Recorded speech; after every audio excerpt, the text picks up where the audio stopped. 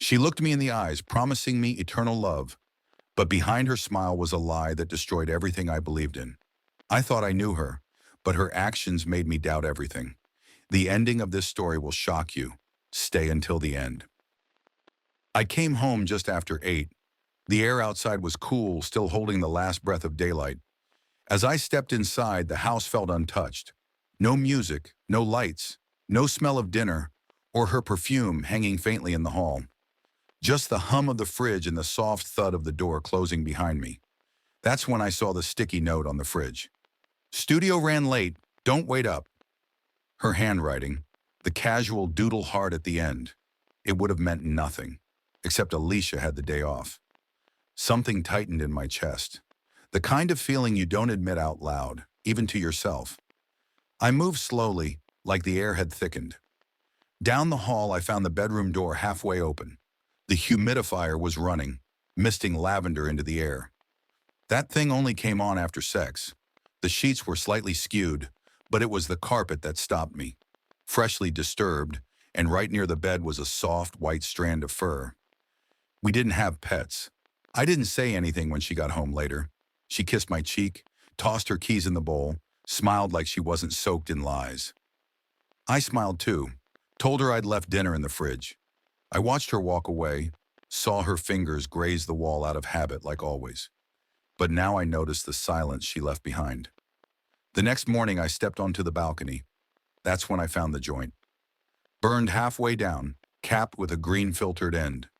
Alicia used to flinch at aspirin, said pills felt too chemical. But this was boutique. Too high-end for a teenager, too bold for a beginner. She hadn't just changed her habits. She'd replaced them. That afternoon I went down to the garage, checked the car's playlist. Newest edition, a Latin rap track. Catchy, full of bravado. She used to mock that genre every time it came on. Now it played first. Her thumbprint was on it. Then Devlin, our neighbor across the hall, caught me by the mailbox and chuckled. "Your guests were pretty loud last night." I looked him dead in the eye, nodded like I didn't feel my entire gut lurch. "Appreciate it," I said, and walked away like my world wasn't shifting under my feet. But I didn't ask her about it. I didn't accuse. I started planning. That night, when she fell asleep curled beside me, I waited. Quiet. I took the hollow hardback I'd kept since college, a secret stash built to hide poker cash from roommates, and slipped a small mic inside her nightstand, hidden among breath mints and a notebook labeled Season 3 Notes. The next phase had begun. At 3:02 a.m., the mic crackled. I heard sheets rustle, her voice soft, too warm for someone alone. "You left your ring, silly," she whispered. "It's safe, but next time, I'm hiding it." A laugh. Not the kind she gave me. This one was quieter, secretive. I didn't react, just stared at the ceiling, arms folded. The pieces were aligning. The next morning I waited until she left for yoga. Then I dug. Under the bathroom sink, tucked behind cleaning supplies, was a bottle of men's deodorant and a black-labeled dental cap jar. I twisted it open. 3 white caps inside. Used. Someone was trying to look perfect and stay hidden doing it. I drove to work late, but before I stepped into the casino, I stopped at the bar. Told the manager I needed delivery records for an internal check. Saw Diego's name on the order list. 3 VIP bottles of wine. All recent. All shipped for after-hours use. I didn't say a word, just took a photo of the records and walked away. 2 days later, I visited the studio where Alicia records. Claimed I was a listener. They let me watch from behind the soundproof glass. Her voice flowed through the headphones like always. Confident, smooth. But then she said something I'd heard before. A phrase. Word for word, it was what I'd caught on the mic. "He never notices what's missing." My chest didn't move, but my eyes did. Straight to the assistant. Our eyes locked. He dropped his gaze. No explanation. Just guilt. That night I got home before her, set a wine glass on the table, the same wine from the VIP list, poured just enough to breathe. When she walked in, I asked only one thing. "Want to comment on camera?" She paused, eyes wide, then softened into a smile. "What are you talking about?" she asked, laughing lightly. I didn't move, didn't blink. Just watched the light in her face shift. because she wasn't sure how much I knew. And that uncertainty, that was just the beginning. I didn't push her that night, didn't ask for names or explanations. Let her sip the wine, fake a yawn, disappear behind the door of a bathroom she no longer owned in spirit.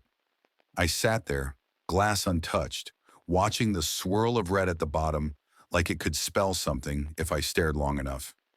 She thought she'd slip past the moment, thought she'd dodge suspicion with charm and a little misdirection. But I wasn't looking for an apology. I was building a case. 2 nights later, she turned in early, claimed she was exhausted from editing, said her voice was starting to sound like gravel, and kissed my jaw before retreating to bed. When I heard her breathing slow behind the door, I went back to the mic recordings. 3:07 a.m. this time. The same breathless tone. "You forgot your ring again, baby." Then silence. A drawer opened. Paper rustled. "God, you left everything." I heard a zipper. Duffel bag, probably. Then the unmistakable pop of a wine cork. I paused the recording and sat back. If someone was sleeping over, there'd be physical evidence. But Alicia never left visible trails unless she was sloppy. And now she was getting sloppy. The next morning I went hunting again. Under the bathroom sink I found it, tucked behind the spare razor blades. A small, dull blue jar of styling clay, not hers. The label was rubbed off at the corners, like it had been gripped too often by hands that didn't live here. Next to it was a tube of whitening toothpaste in a travel size she never used. Alicia had told me once she hated mint, said it tasted like chemicals, but now she kept it hidden in our home. I went for her closet next. Nothing obvious at first. But then, behind a stack of scarves she hadn't worn since winter, I found it. A folded VIP badge from the casino. My casino. With the name D. Ramos scribbled in black marker. Diego. I leaned against the wall, letting the cold wood press into my spine. The connections weren't subtle anymore. She wasn't being careful, or maybe she didn't think I was capable of following the trail. Maybe she believed she still owned the narrative. That afternoon, I called in a favor at work, an unscheduled day off under the pretense of a family emergency. Then I drove to the studio, dressed in a casual hoodie and baseball cap, the kind of outfit that made me just another guy with too many opinions and not enough followers. At the reception, I said I was with a startup looking to sponsor voice talent.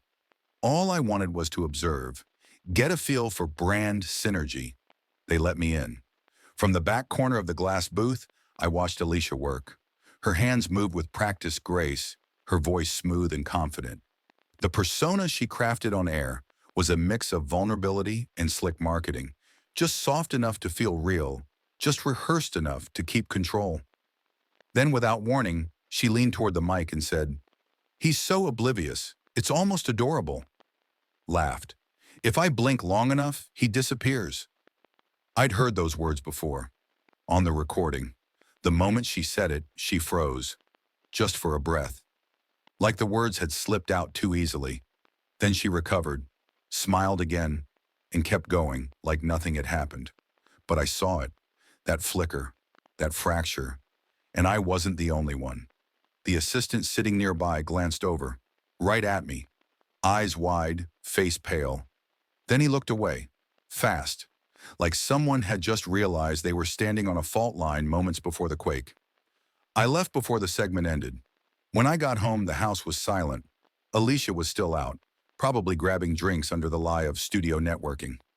I went straight to the wine cabinet, pulled out the same bottle she used to say was too bitter, poured 2 glasses, set them on the table. When she walked in, I didn't ask questions, just slid the glass across to her, let her sit, let her pretend. "You're being weird," she said, trying a half smile. "Is this some kind of apology wine?" "You could say that," I replied. She stared at me, trying to read something. She didn't see anything, because I didn't let her. I just lifted my glass, held it halfway to my lips, and said softly, "Want to comment on camera?" The silence that followed was thin and heavy. She blinked once, twice. Then she laughed. Too loud, too quick. "What are you talking about?" she said, tilting her head. I didn't answer. I didn't need to. I watched her shift in her seat, caught the way her hand moved slightly toward the phone she'd placed on the table. Like it was instinct. like she was bracing for something, and I let her sit in it, because I wasn't trying to catch her. I was watching how far she'd go to pretend I hadn't already caught everything. After that night, Alicia tried to pivot.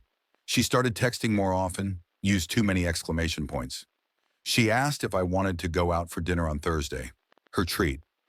She cooked breakfast twice, made those pancakes I liked but hadn't asked for in years. The little efforts weren't guilt. They were distraction, diversion tactics dressed up in maple syrup and avocado toast. I played along, told her the wine helped me let go of some stress. I watched her smile with too many teeth, nodding like she believed she was back in control. She had no idea. That week I filed the first document, quietly, efficiently. It wasn't divorce. Not yet. I went after custody. Alicia had a son from a previous marriage, Devin. I'd raised him since he was 5, been at every parent-teacher night, every ER visit, every late-night stomach flu cleanup. He wasn't mine by blood, but the bond was carved into every routine. Alicia used to say I was more of a dad than his actual one ever managed to be. I remembered her saying it when she wanted something. Now I wanted something too, full custody. My lawyer said we had a good case, especially with what I'd found. At the same time, I requested the apartment's occupancy records from our property insurance. No real reason to deny it. They were tied to our premiums. The report arrived 3 days later. Clean, clinical, and damning. It listed a temporary occupant, Diego Ramos, registered under guest status for 3 separate nights. The exact dates matched those VIP wine deliveries. By then, Alicia was promoting a new project. She was calling it Real Noise, Women Who Won't Be Silenced. It was a podcast spin-off pitched as raw and unfiltered. The irony nearly made me laugh.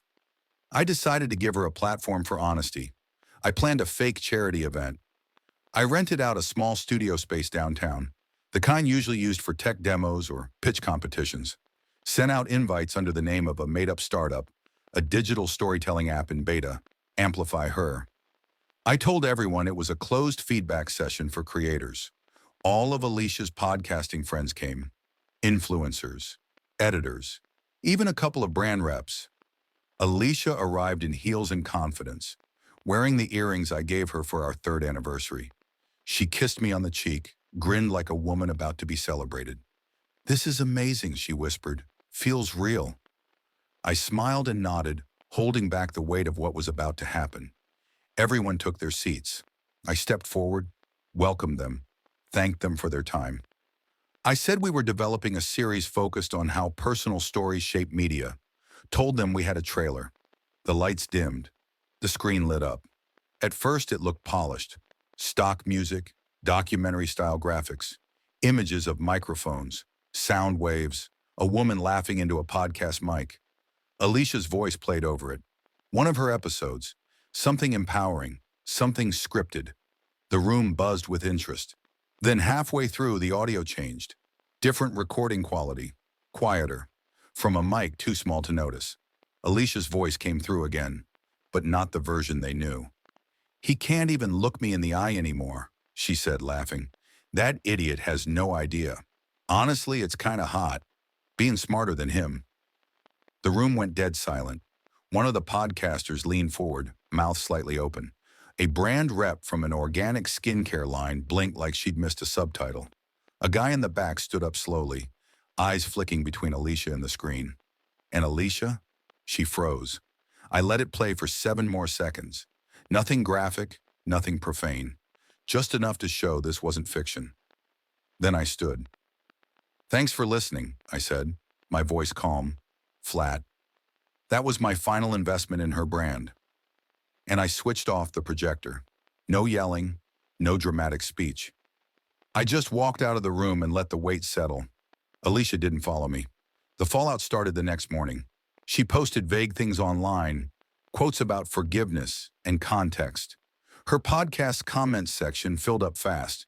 Some defended her, some didn't. But the silence from her sponsors was loudest. That day I opened a new bank account. I transferred all the funds I had legal claim to. Then I withdrew from the joint account, the one she used to finance her studio snacks, her ad boosts, her wine deliveries. I didn't just empty it, I shredded the card, tossed the pieces in a blender, hit pulse, and walked away. The next legal move came from my lawyer, a request for asset review. Turned out Alicia had created a side fund, a fake community development account, supposedly tied to her podcast mission. In reality, she'd funneled money from our shared income into it for months. And just like that, she'd committed fraud. I handed the details to my lawyer. At the same time, I drafted a package for the IRS. Not revenge, just documentation. Copies of her false tax claims, inflated deductions, falsified sponsor fees. The numbers were wrong in too many places to ignore. Then I sent an anonymous parcel to her top advertiser. Inside were screenshots from a group chat where she'd once said, "I'll promote anything. If it's toxic, I'll just call it empowerment." No one checks.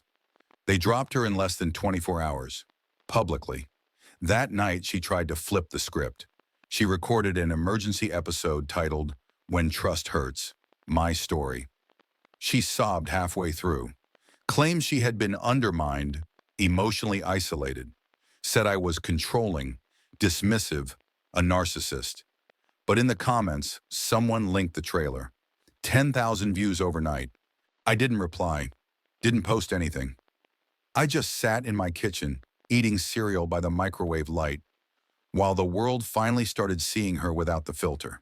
The truth wasn't loud, it was quiet, and it was just getting started. By the time her emergency podcast hit 25,000 plays, Alicia had started spiraling. She flooded her social media with self-shot reels, unpolished, shaky, raw. She cried in one almost convincingly, claimed her reputation was under attack by someone she used to love deeply. Never named me, never mentioned Diego. She tried to paint herself as the survivor of something she'd engineered. I didn't respond. Instead, I walked into my lawyer's office with 3 folders and a flash drive. The first folder was a notarized timeline of our financial history, showing which podcast episodes were produced using my equipment and under my budget. The second folder included screenshots of her studio's vendor contracts, all signed during the window, where we still filed joint taxes.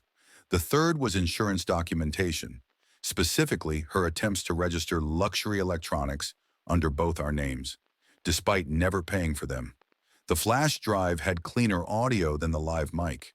She'd gotten lazy, started calling Diego during her lunch breaks and forgetting her smartwatch was still synced to our home system. One clip caught her saying, "We just have to stretch it a few more weeks. After that, I'll have enough to start clean." Enough to start clean, with my money, using our apartment. Wearing the watch I gave her for her birthday, using the laptop we split payments on during the first year of her podcast, back when it was still a side hobby, and she still thanked me for editing help. I'd had enough. I withdrew the rest of the funds from our remaining accounts. Everything with my name, I cleaned out. I logged into our utility hub and revoked her access to every service tied to our address. Water, power, food delivery, internet. The email she used for account recovery, blocked. The 2-factor codes, gone. Then I made a quiet phone call to my sister. Asked her to help me set up a property transfer under a new LLC, one I'd prepared months ago. Within 2 days, the apartment was under new ownership. Legally, Alicia lived in a place she no longer owned, using services she no longer controlled, recording content on hardware she had no right to monetize. But I didn't stop there. I hired a third-party valuation team, a small, legal-adjacent tech firm in Las Vegas that specializes in digital content.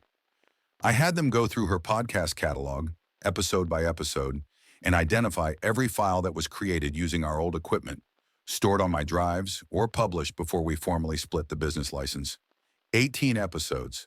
That was the number tied directly to assets I owned. That meant one thing. I had a legal basis to file a copyright claim on parts of her content. Not just claims, ownership. I submitted the filings. Quietly, legally, no press, no warnings.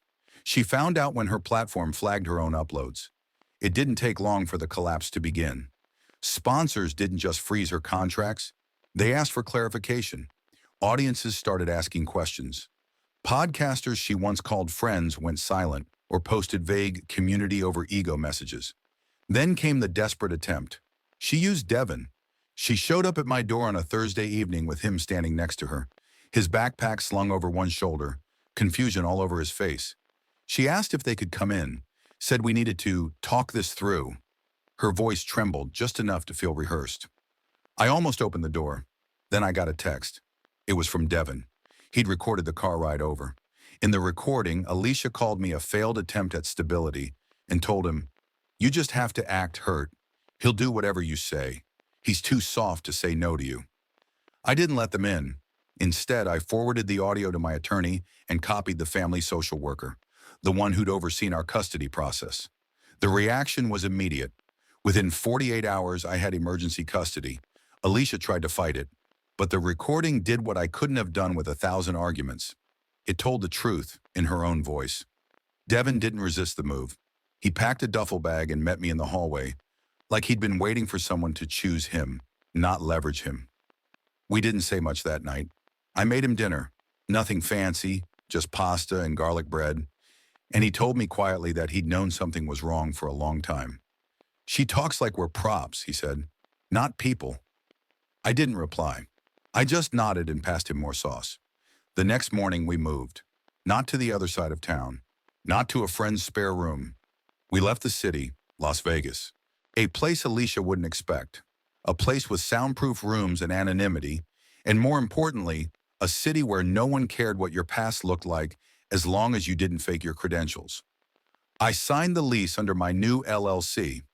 Devin started at a new school. I enrolled him quietly. No photos, no posts. Just paperwork. We bought furniture together, picked plates we both liked, argued over couches and mugs and lamps. He picked a cactus for the kitchen, named it Hal. The apartment was smaller, but it felt like peace. Like closure without closure.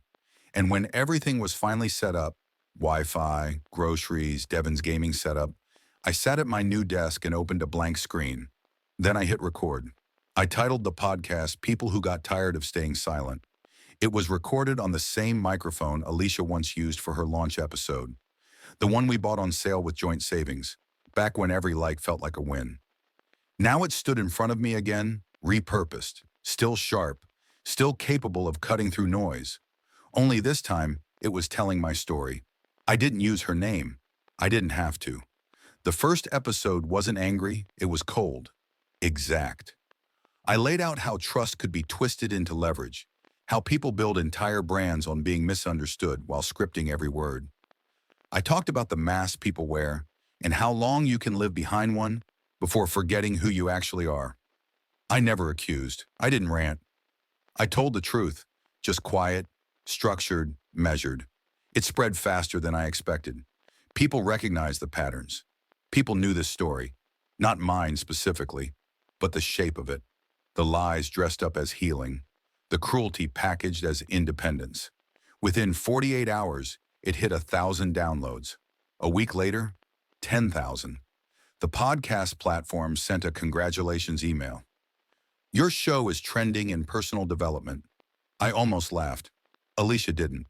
She found out 2 days later, after a listener tagged her in a story. The audio clip playing through someone's car speakers. My voice. Her signature sign-off music in the background. Only it didn't end with her name. It ended with silence. That same night, she filed a defamation suit. She must have thought it was a smart move. Forced me to take the content down, frame the narrative again, return to being the wounded creator. What she didn't realize was that I had already filed copyright on every asset I'd used. The music, the microphone, even the logo, a modified version of her old design, inverted and sharpened. It was mine, legally and creatively. In court, she showed up with tears and a prepared statement. Wore a pale blue blouse like she wanted to look softer, more tragic.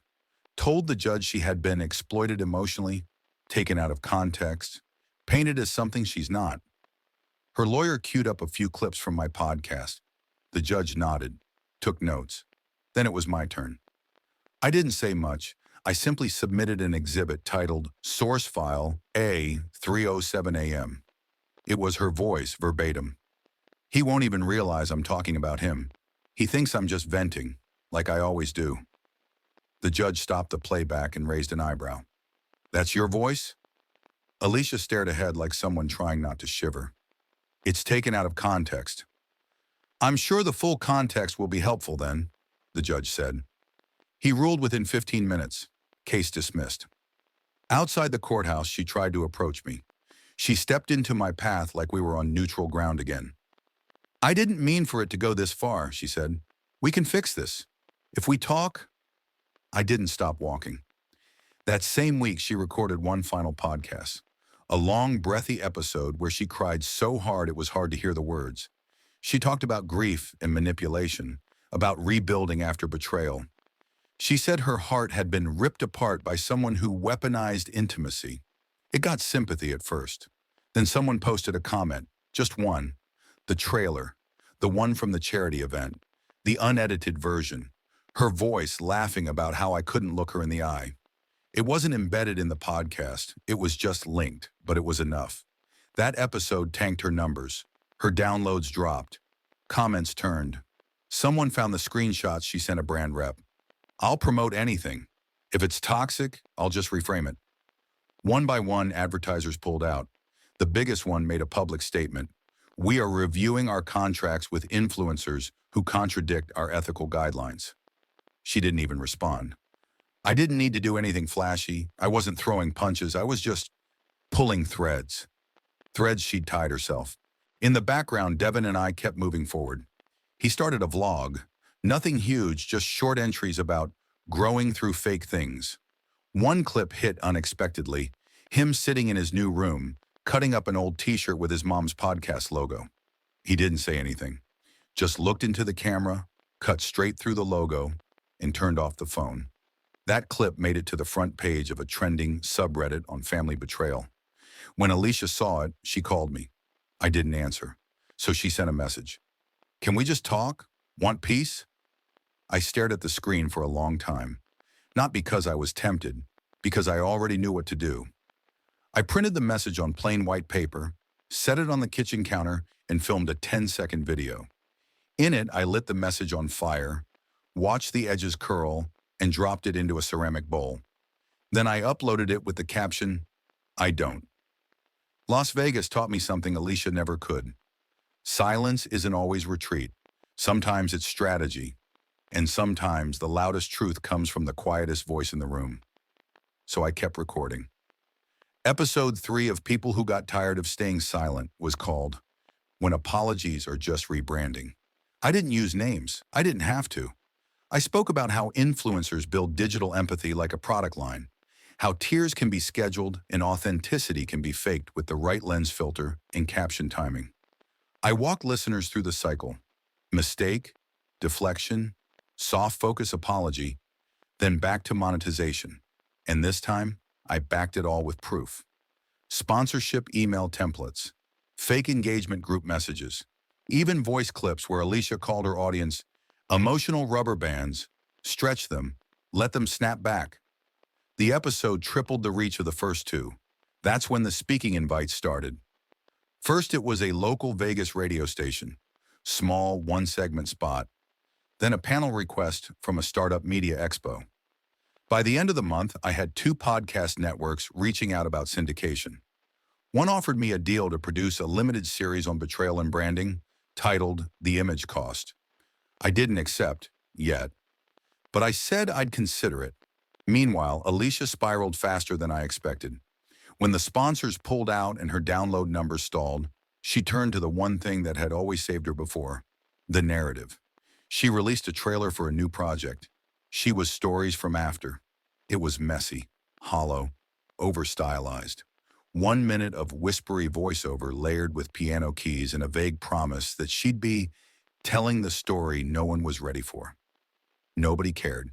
She got 48 views in 2 days, 7 comments. 3 of them were spam. One was a guy who just wrote, "Tell Diego I said hi." Her monetization request got denied.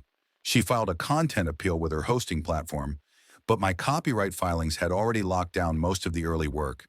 The episodes recorded on my gear, under my files, in our apartment. Her IP address was listed in my license log. She was boxed in. She tried again. This time a live Q&A on Instagram. The view count barely cracked 100. She cried a little, begged for grace, blamed digital bullying and jealous collaborators, said she was stepping away for her mental health. The comments turned fast.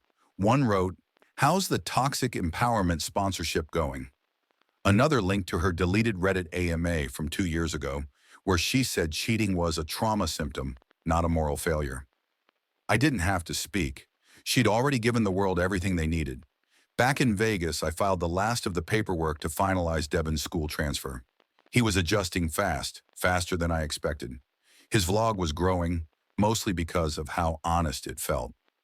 Kids commented that he looked like someone who finally got to breathe. One clip in particular struck me. It was just him in the kitchen, peeling an orange while talking to the camera. "My mom said I'd thank her one day," he said, not even looking up. "I guess I did, just not in the way she wanted." He didn't name her, but everybody knew. A few nights later, I was invited to speak at a digital summit in Los Angeles. Topic: Disinformation in the Age of Personal Branding. I accepted, not to be dramatic, just to speak plainly.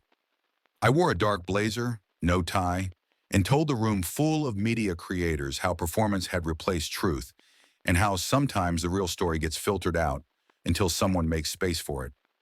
One of the hosts asked if I had been personally impacted by this trend. I nodded once. Deeply. That clip made the rounds. Not viral, not explosive, but heavy. The kind of video people send each other with the caption, "You need to hear this." Alicia went silent for a while, deleted her backup accounts, took down her email list.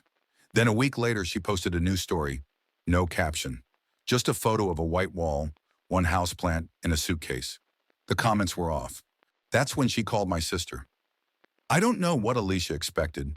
A lifeline? A whisper of redemption? A chance to sneak through someone else's kindness? She got none of it. My sister picked up the phone, let her finish the pitch, then said flatly, "You're no longer in our script." Then she hung up. No fight, no insults, just facts. Later that night, I posted a new short episode, less than 10 minutes. No music, no sponsors, just me talking. I said, some stories don't need closure. Some betrayals don't deserve a seat at your table just because they once built part of the house. You don't owe anything to someone who only remembers your value after you stop giving it away. It got shared over 6,000 times in one day. Alicia tried one more thing, a throwaway podcast under a new name. Fresh slate. No intro, no format, just her voice, rambling. She made it 5 episodes. One was a meditation track. One was about tea. One was her crying into a mic for 7 minutes, then thanking herself for showing up anyway.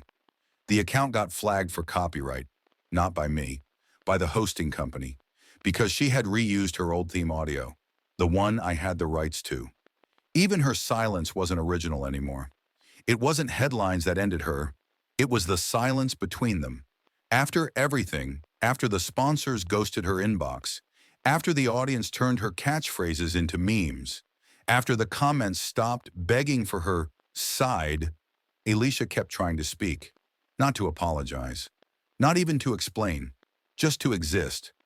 But every time she pressed record, the silence grew louder, because no one believed the performance anymore. Her brand was wreckage. The last nail came from the one person she thought would never turn on her, her landlord. He'd seen the article, the one that framed it perfectly, The Psychology of Betrayal, a backfired case study in influence. They used a still of Alicia from her last successful video, the one where she was mid-laugh, full of light, still confident. The caption burned through that image like acid. He gave her 30 days to vacate. She messaged my sister again, got blocked. She posted a reel crying, saying, "They cut me out like I never mattered." 5 hours later, someone overlaid it with my podcast's intro. It went viral. I didn't reply. I didn't need to. While she drifted from platform to platform, voice growing thinner, I was invited to speak at a national media summit in Los Angeles. Topic: Trust and narrative in the age of content. The irony wasn't lost on me. I used to sit in the corner of Alicia's studio, adjusting wires, cheering her on while she told stories that felt real. Now I stood under lights of my own, speaking to rooms of people who knew. They knew the difference between message and manipulation. They knew because I showed them. At the summit, I didn't name Alicia. I didn't have to. I talked about disinformation as a system, how lies don't have to be big to be effective. They just have to be repeated often enough, with good lighting and a sympathetic tone. The audience didn't clap until the very end. That silence? It meant they listened. Afterward, people lined up to shake my hand. One guy said, "I used to listen to her." "Your podcast gave me context," I nodded. That was all I wanted. Meanwhile, Devin's vlog kept growing. He released a series called What Healing Looks Like When You're Not Lying. In one episode, he went through a box of things from the old apartment. Branded mugs, photos, stickers from Alicia's events. At the end, he held up her original show logo and said, "This used to mean something to her. Now it's just proof." Then he folded it in half and dropped it in the trash. It hit 500,000 views in a week. She tried reaching out to him, left a voicemail, shaky voice, the same softness she used to win over brands. "I miss you. We can start over." He didn't reply. Instead, he uploaded a 10-second video.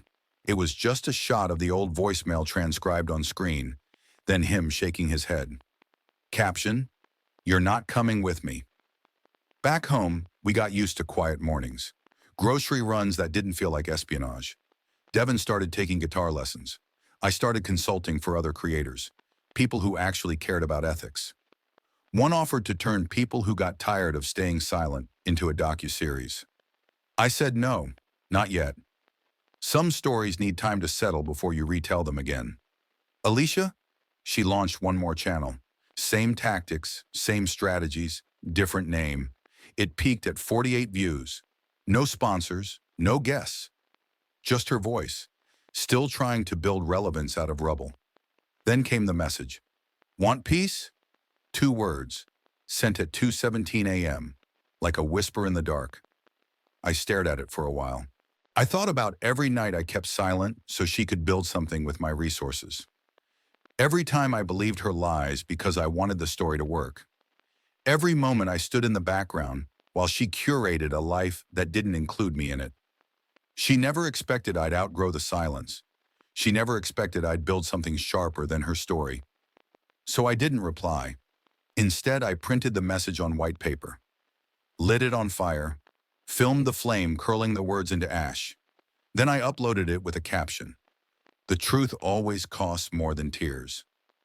Let her burn, not from vengeance, from exposure. And I watched, unshaken, as the last of her borrowed empire fell in smoke. That's all for now, folks. Thank you for being with me today and listened. And if you liked my story, please subscribe, hit the like button, and comment below what you think about all this, and what would you do if you were me. Also, don't forget to check my other stories in description below.